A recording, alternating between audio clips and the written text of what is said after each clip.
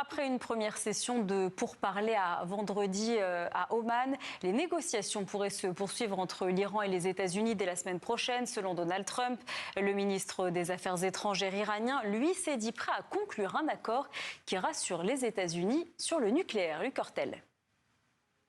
En pleine négociation entre l'Iran et les États-Unis sur le nucléaire, chacune de ces prises de parole est scrutée avec attention. Invité vendredi au forum annuel de la chaîne qatari Al Jazeera, le chef de la diplomatie iranienne a justifié la position de son pays par l'impunité du voisin israélien. Le projet expansionniste d'Israël exige que les pays voisins soient affaiblis militairement, technologiquement, économiquement et socialement. Dans le cadre de ce projet, Israël est libre d'étendre son arsenal militaire sans limite.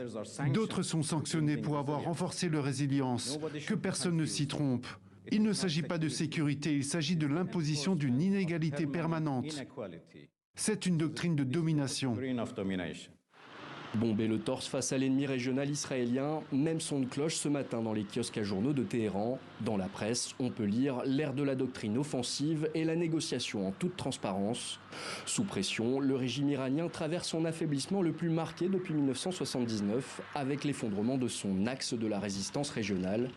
Entre la chute de Bachar al-Assad en Syrie fin 2024, le démantèlement du Hezbollah au Liban, l'affaiblissement du Hamas dans la bande de Gaza et l'isolement des Houthis au Yémen, l'Iran est également en proie à une profonde crise intérieure marquée par l'hyperinflation et une vague de manifestations anti-régime réprimées dans le sang à travers tout le pays. À bord d'Air Force One, le président américain ne boude pas son plaisir. En position de force dans les négociations, Donald Trump a salué de bonnes discussions sur le dossier du nucléaire iranien à l'issue de pourparlers vendredi à Oman.